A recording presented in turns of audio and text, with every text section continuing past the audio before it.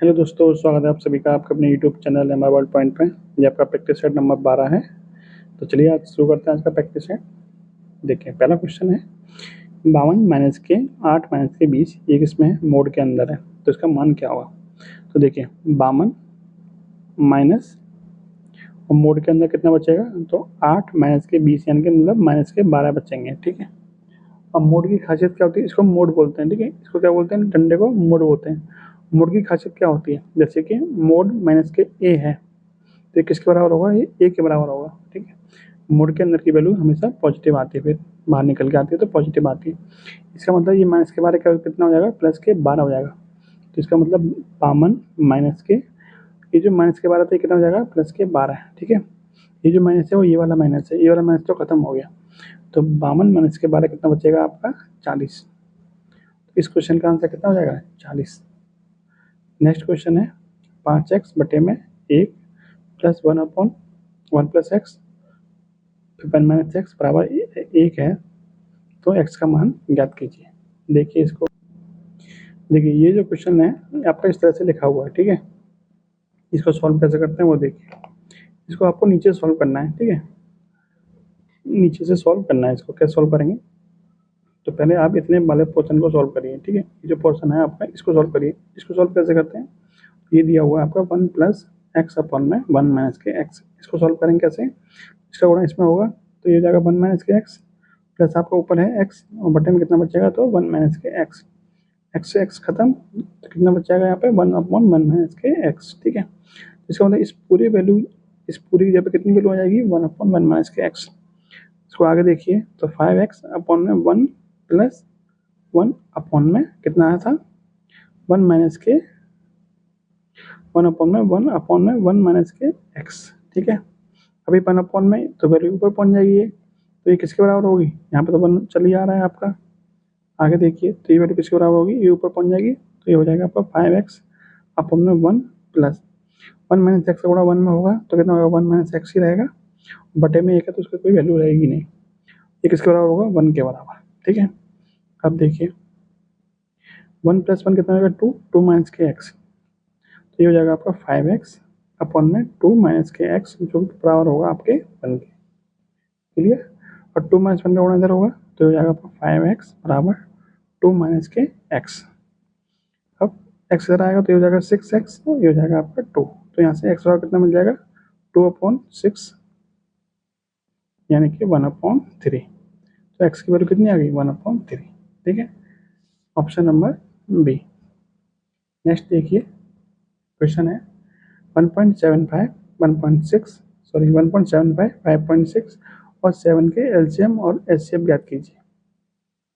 तो मैंने आपको बताया कि जब भी आपको एलसीएम और एचसीएफ निकालना हो तो आपको ऑप्शन की हेल्प लेनी है। ठीक है, तो एलसीएम क्या होता है? एलसीएम होता है आपका वह छोटी छोटी संख्या जो दी गई संख्या है उनसे कट जाए, और एचसीएफ क्या होता है? वह बड़ी से बड़ी संख्या जो दी गई संख्याओं को काट दे। तो देखिए ऑप्शन में कौन सा ऑप्शन ऐसा जो काट देगा। देखिए सबसे पहले एलसीएम चेक करते हैं, तो क्या 7 से 24 कटता है? तो नहीं कटता, तो ये हमारा आंसर नहीं होगा। तो 24 वाला तो आपका आंसर हो नहीं सकते। ठीक है, अब हम एचसीएफ चेक करते हैं। तो एचसीएफ कैसे चेक करेंगे? तो वह बड़ी से बड़ी संख्या जो इन संख्याओं को काट दे। तो देखिए 2 ऑप्शन बचे आपके, तो क्या 25 से 56 कट सकता है? तो नहीं कटेगा, तो ये भी हमारा आंसर नहीं होगा। एक ही ऑप्शन बचा जो कि हमारा सही आंसर बन जाएगा। ठीक है, option number C. Next question है गांव में बगैर बिजली के रहने वाले सभी 1200 घरों को बिजली का कनेक्शन उपलब्ध कराने का निर्णय लिया गया। यदि विद्युतीकरण की दर 75% प्रति वर्ष है तो 2 साल बाद बगैर बिजली वाले कनेक्शन के रहने वाले परिवारों की संख्या कितनी है? यानी हर साल कितनी होती है? 75% कनेक्शन होता है। तो जरा ये बताइए टोटल घर कितने थे? 1200 थे। जब हर साल 75% कनेक्शन हो रहा है तो शेष कितने बचेंगे? तो एक साल के बाद 25% घर बचेंगे शेष जिनमें कनेक्शन नहीं हुआ है। अगले साल के बाद फिर 25% घर बच जाएंगे आपका जिनमें कनेक्शन नहीं हुआ है। 2 साल के बाद की बात चल रही है। तो कितने बचे? 0 से 0 खत्म, 25 से 4, 4 से 3 और 3 इंटू 25 कितना हो जाएगा? 75। यानी 75 घर ऐसे रह जाएंगे जिनमें कनेक्शन नहीं हुआ है। Option number B. नेक्स्ट है 1 रुपये 50 पैसे 25 पैसे कुछ सिक्कों का मूल्य 93.75 रुपीज है और उनकी संख्या का अनुपात 3:4:5 है। प्रत्येक प्रकार के सिक्कों की संख्या ज्ञात कीजिए। देखिए इसको दो तरीके से कर सकते हो आप। कैसे? सबसे पहले तो आप ऑप्शन चेक करिए, ठीक है। ऑप्शन से मतलब कि उनकी संख्या का अनुपात दे रखा है 3:4:5, तो सिक्कों की संख्या ज्ञात कीजिए। तो क्या मतलब जो आपका 1 रुपये वाला सिक्का वो कितना है? 3 यूनिट के मतलब मल्टीपल में होगा। तो क्या 40 3 से कटता है? तो नहीं कटता।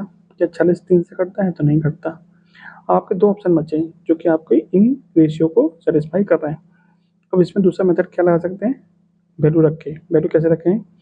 सिक्के के आपके कितने के हैं? 1 रुपये का है, एक 50 पैसे का है और एक आपका 25 पैसे का है, ठीक है। यदि हम मान लें कि पहला ऑप्शन हमारा सही है तो 1 रुपये के 42 सिक्के होंगे, तो यानी 42 रुपये मूल्य बन जाएगा। और 50 पैसे के 56 सिक्के होंगे तो मूल्य कितना बनेगा? 28 रुपये। क्योंकि एक पैसे का, एक 50 पैसे के एक सिक्के का जो मूल्य होता है वो 1/2 रुपये होता है, तो 56 सिक्कों का मूल्य जो होगा वो 28 रुपये होगा। और 70 सिक्कों का मूल्य कितना हो जाएगा? 25 पैसे के हिसाब से, यानी 1/4 कर देंगे 70 का, तो यानी लगभग 17 पॉइंट समथिंग आंसर आएगा, ठीक है। तो कुल मिला के 42 और 28 70, 70 और 17 यानी कि लगभग 87 पॉइंट समथिंग आपके रुपये बनेंगे। लेकिन बनने कितने चाहिए? 93.75। तो ये हमारा ऑप्शन नहीं है। एक ही ऑप्शन बना जो कि आपका राइट आंसर बन जाएगा। ये तो हो गया ऑप्शन से। दूसरा तरीका क्या है इसका, वो देखिए। देखिए आपके पास सिक्के हैं, आपके पास 1 रुपये के, 50 पैसे के और किसका है? 25 पैसे के। आपको पता है कि 1 रुपये के एक सिक्के का जो मूल्य होता है वो 1 रुपये ही होता है। 50 पैसे के एक सिक्के का जो मूल्य होता है वो 1/2 रुपया होता है। और 25 पैसे के एक सिक्के का जो मूल्य होता है वो 1/4 रुपया होता है, ठीक है। और ये सिक्के किस अनुपात में दे रखे हैं? तो 3:4:5 में दे रखे हैं। 3:4:5 में दे रखे हैं, ठीक है। चलिए ये बताइए कुल मूल्य कितना बन जाएगा? यदि 1 रुपये के 3 सिक्के हैं और प्रत्येक सिक्के का मूल्य कितना है? 1 रुपया है, तो कुल मिला के मूल्य कितना बन जाएगा? 3 रुपये। यदि 50 पैसे के 4 सिक्के हैं और प्रत्येक का मूल्य 1/2 रुपया है, तो कुल मूल्य कितना बन जाएगा? 1/2 गुणा 4। ऐसे ही 1/4 गुणा 5, ठीक है। कुल मूल्य देखिए कितना हो जाएगा? तो 2 से कटेगा आपका ये 2 बार, और ये हो जाएगा आपका 3 + 2 + 5/4, ठीक है। 3 तो 5, तो ये कुल मिला के मूल्य कितना बन जाएगा? 3 तो 5, 5 चौक 20 और 5 25, 25/4 रुपये मूल्य बन जाएगा, ठीक है। जो किसके बराबर दे रखा है? 93.75। तो 25/4 बराबर हो जाएगा 93.75 के। पूछा किसका था? पूछा था आपका प्रत्येक प्रकार के सिक्कों की संख्या बताइए, ठीक है। तो जरा यहाँ से 25 की वैल्यू कितनी मिल जाएगी? तो 93.75 इंटू 4 हो जाएगी। तो 1 की वैल्यू यहाँ से बटे में 25 आ जाएगा, इंटू 4 बटे में 25, ठीक है। इसको सॉल्व करिए तो 25 से आपका ये कटेगा, कितनी बार कटेगा? तो 25 दिया 75, यानी 18 बचे। 25 से 175 आपके बचेंगे 12, 25 पंजे 125, यानी 37.5। जब हम 37.5 का गुणा 4 में करेंगे तो 75 दूनी 150, यानी कि कितनी वैल्यू आ जाएगी? 150, ठीक है। सॉरी 150 नहीं 15, ठीक है। ये वाला पॉइंट आपका यहाँ पर ना लग के यहाँ लगेगा, ठीक है। तो सही कर लीजिए। 3.75 का गुणा हम 4 में करेंगे कितना आएगा? तो 15 आएगा। कितना आएगा? 15, यानी 1 यूनिट की वैल्यू आपको मिल गई 15। और 1 रुपये सिक्के, 1 के सिक्के कितने थे? 3 थे, तो 3 की वैल्यू कितनी हो जाएगी? 45, 4 की वैल्यू 60 और 5 की वैल्यू 75। यानी जो सिक्के हैं वो कितने कितने हैं? तो 45 है, 60 है और 75 है, ठीक है। 45, 60, 75, ऑप्शन नंबर बी। देखिए इतना लंबा मेथड यूज करने से बेटर था आपके लिए ऑप्शन की सहायता से आप इस क्वेश्चन को सॉल्व करते, ठीक है। तो जो आपको मेथड ठीक लगे आप ऐसा करिए। मेरी सलाह में तो आपको ये है कि आपको दोनों मेथड अपनी जिम में रखनी चाहिए और जो सा फिट हो जाता है आपको वो लगा देना चाहिए, ठीक है। नेक्स्ट क्वेश्चन देखिए। एक कार 6 घंटे में 240 किलोमीटर की दूरी तय करती है। 1.5 गुना दूरी उतने ही समय में तय करने के लिए कार की गति में कितनी वृद्धि करनी चाहिए? देखिए क्वेश्चन है, एक कार 6 घंटे में 240 किलोमीटर की दूरी तय करती है। 1.5 गुना दूरी उतने ही समय में तय करने के लिए कार की गति में कितनी वृद्धि की जानी चाहिए? देखिए एक तो आपका बेसिक तरीका है कि 6 घंटे में 240 किलोमीटर दूरी तय कर रही है, इसका मतलब 4 कितनी हो जाएगी? तो 240/6, यानी कि 40 किलोमीटर प्रति घंटा, ठीक है। अब क्या है? 1.5 गुना दूरी बढ़ा दी जाती है। 240 का 1.5 गुना कितना हो जाएगा? 1.5 गुना मतलब 3/2, यानी कि 120 थी 360। और इस दूरी को उसी समय में तय करना है, यानी कि 6 घंटे में तय करना है। तो 6 घंटे में तय करना, तो स्पीड कितनी हो जाएगी? 360/6 यानी कि 60 किलोमीटर प्रति घंटा। कितनी वृद्धि होगी? 40 से, तो 20 किलोमीटर प्रति घंटा की स्पीड बढ़ गई। ठीक है। इसका दूसरा तरीका देखिए, इसका आंसर कितना आ गया? 20 किलोमीटर। इसका दूसरा तरीका देखिए, लेकिन दूरी में कितनी वृद्धि हुई है? तो दूरी में हुई है 1.5 गुना दूरी की वृद्धि। 1.5 गुना का मतलब कितना होता है? 3/2। यानी ये दूरी आपकी पहले 2 थी, तो अब कितनी होगी? दूरी 3 होगी। दूरी यदि पहले 2 थी, तो अब दूरी कितनी होगी? 3 होगी, क्योंकि 1.5 गुना दूरी हो गई है। अब जरा ये बताइए, पहले दूरी आपकी 2 से 3 हो गई है, तो समय भी आपका 2 से 3 लगना चाहिए, क्योंकि दूरी जब बढ़ेगी तो समय भी बढ़ेगा। लेकिन आपको समय तो फिक्स रखा गया है। इसका मतलब आपकी जो स्पीड है वो आपको बढ़ानी पड़ेगी, तभी तो आप उसी समय में ज़्यादा दूरी कवर कर पाओगे। तो जो स्पीड का रेशियो होगा वो भी आपका कितना हो जाएगा? 2:3। ठीक है। यदि आपकी दूरी 2 से 3 है और आप चाहते हो, तो पहले चाल कितनी थी? तो पहले चाल थी आपकी 240 किलोमीटर की दूरी 6 घंटे में तय कर रहा है। 240 किलोमीटर की दूरी 6 घंटे में तय कर रहा है, तो 6 चौक 40। पहले चाल थी आपकी 40। तो पहले चाल कितनी है? 2। 2 की वैल्यू कितनी है? 40। तो 1 की वैल्यू कितनी हो जाएगी? 1 की वैल्यू हो जाएगी 20। और वृद्धि भी कितने की हो रही है? तो वृद्धि भी आपकी 1 यूनिट की ही हो रही है। तो 1 की वैल्यू कितनी आ गई आपको मिलके? 20 किलोमीटर प्रति घंटा। ठीक है। इसमें कैलकुलेशन थोड़ा कम है, बाकी इसमें थोड़ा कैलकुलेशन ज़्यादा है। वैसे दोनों ही तरीके आपके ठीक हैं, ज़्यादा लेंथी कोई भी नहीं है। तो ऑप्शन नंबर भी आपका ठीक है। एक वस्तु बेचकर मदन ने उसके क्रय मूल्य के 1/4 के बराबर लाभ अर्जित किया। यदि उसने इसे 375 रुपये में बेचा होता तो क्रय मूल्य क्या था? लाभ कितना मिला? 1/4 के बराबर, यानी 1/4, यानी 4 रुपये पर 1 रुपये का लाभ। 4 रुपये पर 1 रुपये का लाभ, यानी कि 5 रुपये में चीज़ बेची जा रही है। लेकिन एक्चुअली में कितने की बेची जा रही है? 375 की। ठीक है। 5 की वैल्यू 375 है, तो 1 की वैल्यू कितनी होगी? 1 की वैल्यू हो जाएगी 5 से भाग कर देंगे, 5 7 35, 5 दूनी 25। 1 की वैल्यू 75 है, तो 4 की वैल्यू, 4 हमारा क्या था? क्रय मूल्य। क्रय मूल्य आपसे पूछा है, 75 गुणा 4, यानी कितना हो जाएगा? 300। Option number C. Next question देखिए, एक वस्तु को 4% और 10% के लाभ में बेचने पर विक्रय मूल्य में 3 रुपये का अंतर आता है, तो दोनों के विक्रय मूल्य का अंतर बताइए। तो ये सवाल आपके पिछले प्रैक्टिस सेट में भी आया था, वहाँ भी मैंने समझा था कि इसकी कोई वैल्यू नहीं है, क्योंकि अनुपात पूछा है। तो वस्तु को 4% और 10% लाभ पे बेचा रहा है, इसका मतलब 100 यदि हमारा क्रय मूल्य है, तो 104%, 104 में पहले वाला बेचा जाएगा, दूसरा वाला 110 में बेचा जाएगा।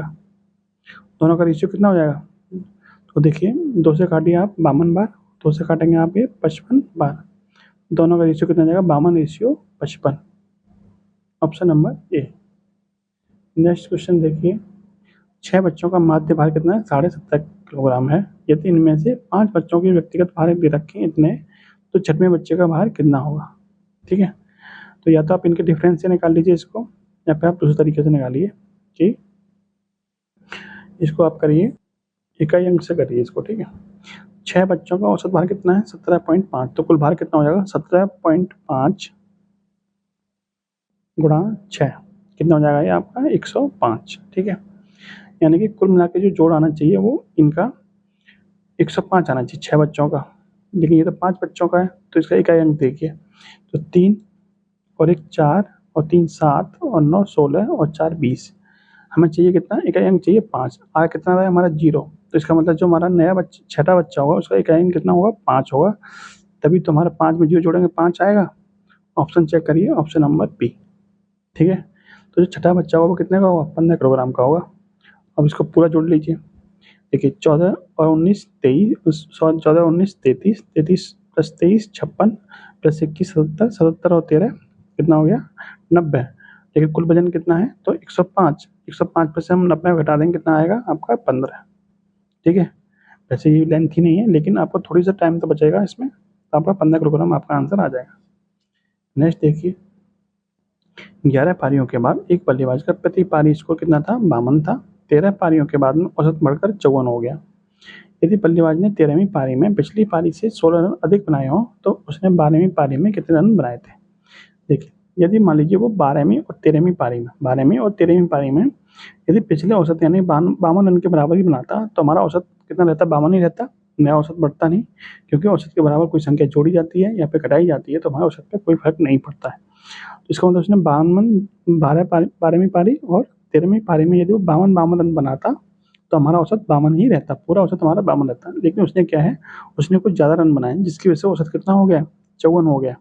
पहले 52 था, औसत कितना हो गया, 54। कितना बढ़ गया, +2 बढ़ गया। कितनी पारियों पे बड़ा होगा ये, क्योंकि अब पारी कितनी हो गई, 13।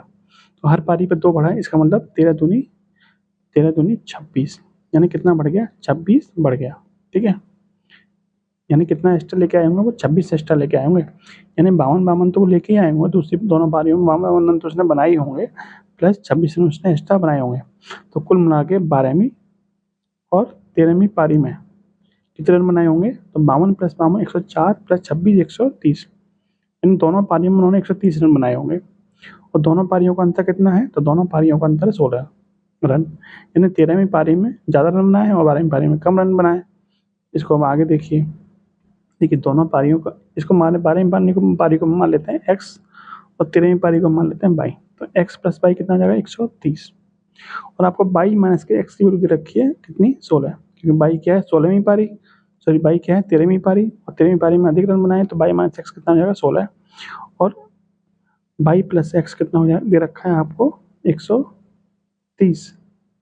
पूछा क्या है, 12वीं पारी में पारी क्या हमारी x है, तो x की वैल्यू चाहिए। तो x की वैल्यू हम कैसे निकाल सकते हैं, तो x की वैल्यू निकाल सकते हैं, दोनों का अंतर करके आधा कर दीजिए।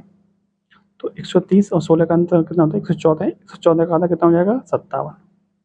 ठीक है, तो x की वैल्यू कितनी आ गई, 57। इसका मतलब उसने 12वीं पारी में कितने रन बनाए होंगे, तो 57 रन बनाए होंगे। देखिए ये कैलकुलेशन तो है, लेकिन कोई भी लेंथी कैलकुलेशन नहीं है, आप आराम से इसको कर सकते हो। ठीक है, ये क्वेश्चन आपका यूपीपी में पूछा गया है।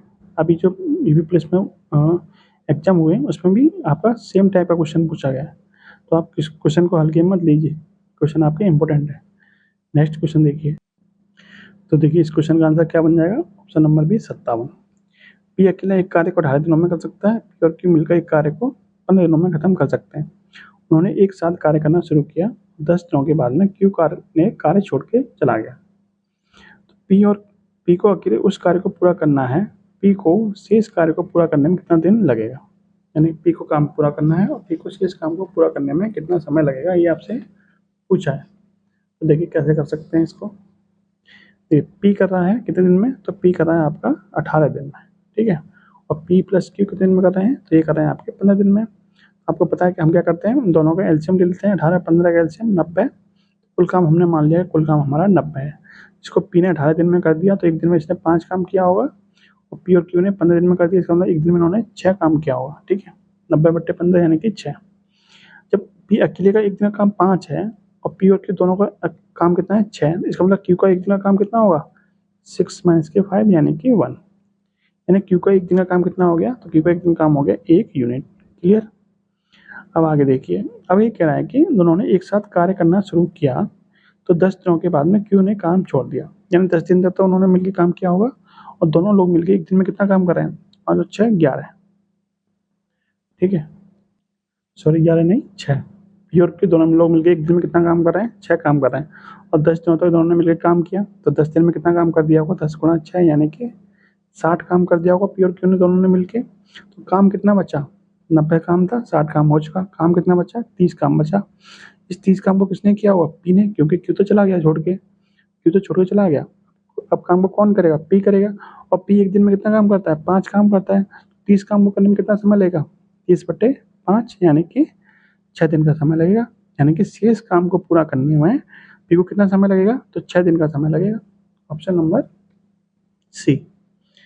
अच्छा नेक्स्ट क्वेश्चन देखिए, पी और क्यू अलग एक काम को 6 दिन में 8 दिन में पूरा कर सकते हैं। वे दोनों आर की मदद से काम को 3 दिनों में पूरा कर सकते हैं।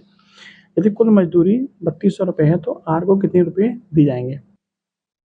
देखिए इसमें कॉन्सेप्ट क्या काम करता है कि जो व्यक्ति जितना ज़्यादा काम करेगा उसको उतना ही ज़्यादा पैसा मिलेगा, यानी जितनी क्षमता ज़्यादा होगी उतना ही पैसा उसको मिलेगा। 3 व्यक्ति हैं, पी क्यू और आर।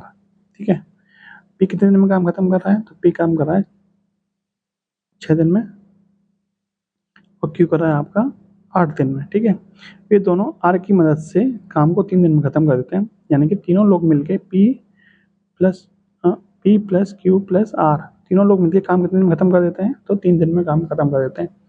तो 6, 8 और 3 तीनों का एलसीएम कितना हो जाएगा? तीनों का एलसीएम हो जाएगा आपका 24। क्लियर? यानी कुल काम हमारा कितना है? 24 है। जिसको पी 6 दिन में कर देता तो 1 दिन में 4 काम किया होगा इसने। 8 दिन में 24 काम करा तो 1 दिन में 3 काम करेगा। और ये तीनों लोग मिलके 3 दिन में पूरा काम करा तो इसका मतलब 1 दिन में इन्होंने 8 काम किया होगा। ठीक है, जब 1 दिन में तीनों लोगों ने 8 काम किया है, जिसमें पी ने 4 काम किया है, क्यू ने 3 काम किया, तो आर ने कितना काम किया होगा? 4 और 3 7, और तीनों का जोड़ कितना है? 8। इसका मतलब आर का काम कितना होगा? 8 माइनस के 7। ये 7 कहाँ से आया? तो इन दोनों का जोड़, क्योंकि पी और क्यू तो इसमें शामिल है ना, तो 8 माइनस 7 यानी कि 1। इसका मतलब आर 1 दिन में कितना काम करता है? 1 काम करता है। क्यू 1 दिन में 3 काम करता है, पी 1 दिन में 4 काम करता है। और जितना 1 दिन में काम करता है वही इनकी क्षमता कहलाती है, और क्षमताओं के हिसाब से ही क्या मिलता है? पैसा मिलता है। तो इनकी क्षमताओं का रेशियो कितना मिल गया? 4:3:1। किसका? पी, क्यू और आर का। ठीक है, समझ में आई बात यहाँ तक? अब आगे देखिए, जिस अनुपात में उन्होंने काम किया है उसी अनुपात में उनको पैसा मिलेगा। तो कुल पैसा कितना मिल जाएगा? 4 और 3 7 और 1 8। और ये 8 किसके बराबर दे रखा है आपको? 8 दे रखा है आपको, देखिए 3200 के बराबर। ठीक है, 8 की वैल्यू 3200 है, तो 1 की वैल्यू कितनी मिल जाएगी आपको? 3200/8 यानी कि 400। तो एक वैल्यू किसकी थी? एक वैल्यू आपकी आर की तो थी, और आर का ही आपसे पूछा है, तो आर को कितना मिलेगा? आर को 400 रुपये मिल जाएंगे। सिंपल। नेक्स्ट देखिए, कितने प्रतिशत ब्याज की दर पर कोई राशि 30 वर्षों में स्वयं की 2 गुनी हो जाएगी? राशि स्वयं की 2 गुनी हो जाएगी, इसका मतलब क्या है? यदि आपके पास 1 रुपया था तो 30 वर्षों के बाद में कितना रुपये हो जाएगा? 2 रुपये हो जाएगा। तो आपको ब्याज कितना मिला होगा? ब्याज कितना मिला होगा? 2 माइनस के 1 यानी कि आपको 1 रुपये ब्याज मिला होगा। तभी तो आप 1 रुपये पे 1 रुपये ब्याज मिलने के बाद 2 रुपये हो रहा है। तो कितने साल में मिल रहे हैं? 30 साल में। आपसे दर पूछा है, साधारण ब्याज है, तो ब्याज बराबर क्या होता है? ब्याज आपको 1 रुपये मिला है, कितने रुपये पे? तो 1 रुपये पे ही मिला है। तो ब्याज बराबर मूलधन गुणा दर, दर हमें निकालनी है, गुणा समय बट्टे में 100। 0 से 0 खत्म। 10 एकम 10, 10/3। आर बराबर कितना जाएगा? 10/3, यानी कि 3 सही 1/3%। आर की वैल्यू कितनी जाएगी? 3 सही 1/3%। नेक्स्ट देखिए,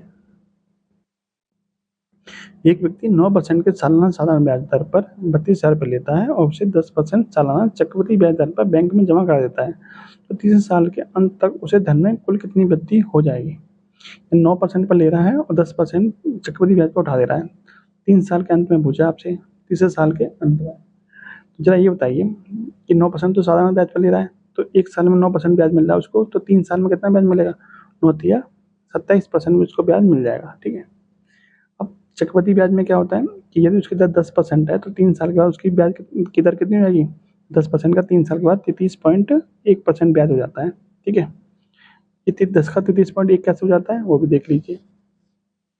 ये वैसे तो आपको ही पता होना चाहिए, क्योंकि आप कम्पिटिटिव एग्जाम दे रहे हैं, तो 10 से 33.1 कैसे हो जाता है ये आपको पता होना चाहिए।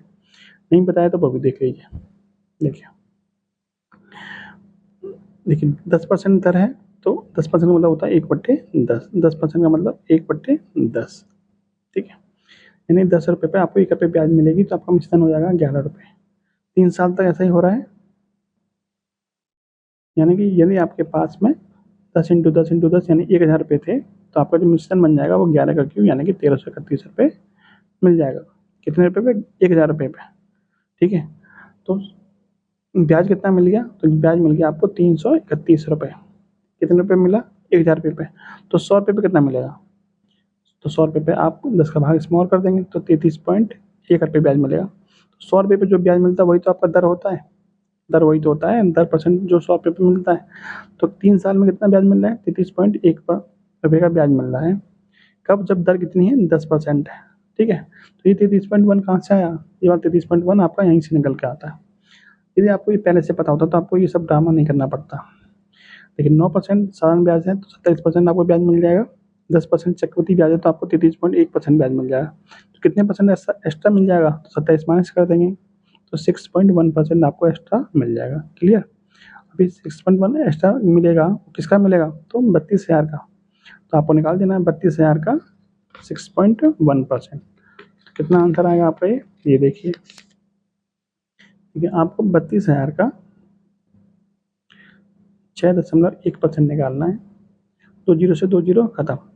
एक पॉइंट हटाएंगे, बटे में 10 आ जाएगा, ये 10 से ये वाला 0 भी खत्म।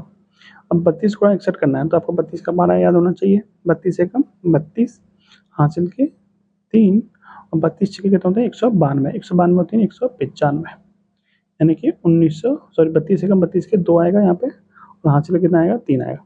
तो 32 से कम 32 के 2 हासिल के 3 और 32 छक्के 192 होते हैं 195, यानी 1952। ठीक है, option number B clear. Next देखिए, एक 28 सेंटीमीटर व्यास वाले अर्धवृत्त की परिधि क्या है, परिधि ज्ञात कीजिए। तो अर्धवृत्त इस तरह से बना होता है, परिधि निकालनी है इसकी। तो परिधि क्या होगी, आपकी हाफ परिधि तो ये हो जाएगी। परिधि क्या होती है, परिधि होती है आपका बाहरी एरिया, मतलब बाहरी लंबाई जिससे वो घिरा होता है। तो आपका ये भी घिरा हुआ है इससे और इससे भी घिरा हुआ है। ठीक है, इसकी परिधि व्यास कितना है 28 सेंटीमीटर, तो त्रिज्या कितनी हो जाएगी इसकी 14 सेंटीमीटर, क्योंकि व्यास की आधी होती है त्रिज्या। इसकी परिधि निकालनी है, तो परिधि कैसे निकालेंगे, परिधि कितनी हो जाएगी इसकी 2πr का आधा, यानी कि πr प्लस ये और यहाँ से यहाँ तक की लंबाई, यानी कि व्यास। व्यास कितना है 28 है। ठीक है, पाई की वैल्यू कितनी है 22/7, आर की वैल्यू कितनी है तो 14 प्लस के 28, 7 से कटेगा 2 बार, 22 दूनी 44 प्लस 28 कितना हो जाएगा आपका 72। परिधि कितनी हो जाएगी 72 सेंटीमीटर। ठीक है, अगला क्वेश्चन देखते हैं। धातु के एक ठोस अर्धगोले को पिघलाया जाता है और इसे समान त्रिज्या आर के एक शंकु के रूप में डाला जाता है। समान त्रिज्या मतलब ठोस की त्रिज्या भी वही है और जो शंकु की त्रिज्या है। तो शंकु की ऊंचाई h है, तो इनमें क्या संबंध बनेगा। तो इसमें कॉन्सेप्ट क्या है कि जो अर्ध ठोस गोले है उसका जो आयतन होगा वो शंकु के आयतन के बराबर होगा। तो आपको पता होना चाहिए कि अर्ध ठोस गोले का आयतन क्या होता है।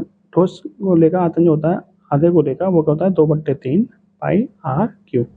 आर कितनी दे रखी है, कैपिटल आर है तो आर क्यू हो जाएगी।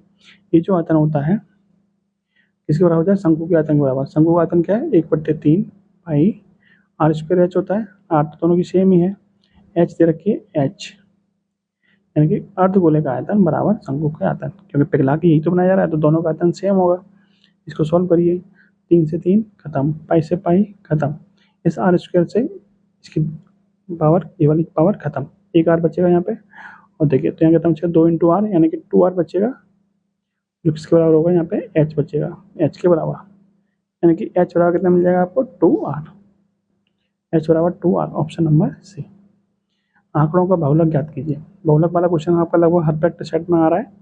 तो बहुलक देखिए, बहुलक क्या होता है, वो संख्या जो सबसे ज़्यादा बार रिपीट हो रही है, बार बार आ रही है, वो आपका बहुलक होता है।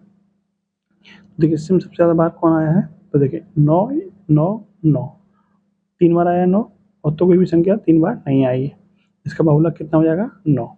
ठीक है, नेक्स्ट क्वेश्चन है आपका, पिनाकी बासमती से 9 वर्ष से छोटी है, 13 वर्षों के बाद में बासमती की जो आयु है वो पिनाकी की आयु की 1.2 गुना हो जाएगी। पिनाकी की वर्तमान आयु बताइए। देखिए 2 महिला हैं, एक तो पिनाकी है और एक आपकी बासमती है। ठीक है, एक पिनाकी है और एक आपकी बासमती, एक बासमती एक आपकी पिनाकी। क्लियर, ये आपकी वर्तमान वाली लाइन हो जाएगी, ये वाली, ये आपकी 13 वर्ष वाली, 13 वर्ष बाद वाली लाइन हो जाएगी। ठीक है, आपसे कह रहा है कि जो बासमती की उम्र है वो पिनाकी की 1.2 गुना है।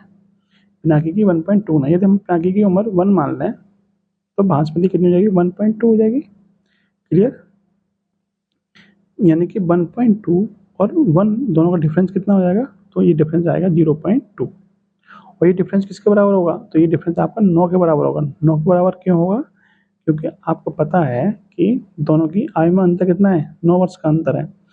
तो जो अंतर होता है आयु में, चाहे वो आज ही टाइम पे हो चाहे आज से 50 साल के बाद में हो, तो वो अंतर हमेशा क्या रहता है, सेम ही रहता है। अंतर हमेशा क्या रहता है, सेम ही रहता है। जैसे मान लीजिए आपके भाई की उम्र 21 साल है अभी, और आपसे बड़े आपकी उम्र कितनी है 19 साल है, तो 20 साल के बाद में ये कितने का हो जाएगा, ये आपका 41 साल का हो जाएगा, ये आपका 39 साल का हो जाएगा। तो अंतर तो आपका 2 साल का ही रहा, यहाँ पर भी अंतर आपका 2 साल का रहा। तो डिफरेंस जो होता है वो हमेशा क्या रहता है, सेम रहता है। तो 0.2 की वैल्यू कितनी है 9, तो यहाँ से आपकी 1 यूनिट की वैल्यू कितनी मिल जाएगी 9 बट्टे में 0.2, पॉइंट उठाएंगे यहाँ पे 0 हो जाएगा, 2 से कटेगा आपका 45वां, यानी 1 यूनिट की वैल्यू आपको कितनी मिल गई 45, 1 की वैल्यू मिल गई आपको 45। पूछा क्या है, पिनाकी की वर्तमान आयु पूछिए। तो ये आपकी 13 वर्ष बाद की आयु है, तो वर्तमान आयु निकालने के लिए क्या करना पड़ेगा, आपको 13 वर्ष घटा देना पड़ेगा। 45 माइनस के 13 यानी कि 32। तो पिनाकी कितने साल की होगी वर्तमान में? तो 32 साल की होगी। Option number B. Next question देखिए। क्वेश्चन है निम्नलिखित वृत्त अथवा चार्ट पाई चार्ट में कुछ फसलों के वार्षिक उत्पादन दिए गए हैं। यदि कुल उत्पादन 9000 टन था तो चावल के उत्पादन की मात्रा टनों में बताइए। कुल उत्पादन कितना है? 9000। अब इसको आगे देखते हैं। चावल की मात्रा पूछी है आपने, एक ग्राफ दिया हुआ है। चावल कितना है? तो चावल आपका 40 डिग्री को दिखा रहा है। ठीक है। कुल मात्रा कितनी है? तो कुल मात्रा आपकी 9000 है। और ये पूरा कोला कितने को दर्शाता है? तो 360 डिग्री को दर्शाता है। 360 डिग्री की वैल्यू आपको दे रखी है 9000। पूछा किसका है? 40 डिग्री की वैल्यू। तो देखिए 360 का कितना हुआ है? 360 का हुआ है आपका 1/9। 1/9 ही हुआ है। ठीक है, तो ये भी इसका 1/9 कर दीजिए। इसका 1/9 करेंगे तो कितना आ जाएगा आपका? 1000। तो 40 डिग्री की वैल्यू कितनी आएगी? 1000। Option number B. और आज का लास्ट क्वेश्चन देखिए आप। निम्नलिखित बार ग्राफ पिछले 10 वर्षों में कंपनी XYZ द्वारा बेचे गए पर्सनल कंप्यूटरों की जानकारी प्रदर्शित करता है। ठीक है। क्वेश्चन आपसे पूछा गया है कि कंपनी XYZ द्वारा किस वर्ष सबसे कम पर्सनल कंप्यूटर बेचे गए? सबसे कम किसमें बेचे गए? सबसे कम आपका ये दिखाई दे रहा है यहाँ पे। इससे कम तो कोई भी लाइन नहीं है नीचे। सबसे कम कहाँ बेचे गए? सबसे कम बेचे गए आपके 2004 में। ऑप्शन देखिए। ऑप्शन आपका ऑप्शन नंबर डी आपका 2004। ठीक है। ऑप्शन नंबर डी आपका सही हो जाएगा। तो ये था आज का प्रैक्टिस सेट। वीडियो आपको कैसी लगी कमेंट बॉक्स में जरूर बताना। और अगर वीडियो अच्छी लगी हो तो लाइक भी कीजिए। जय हिंद, जय भारत।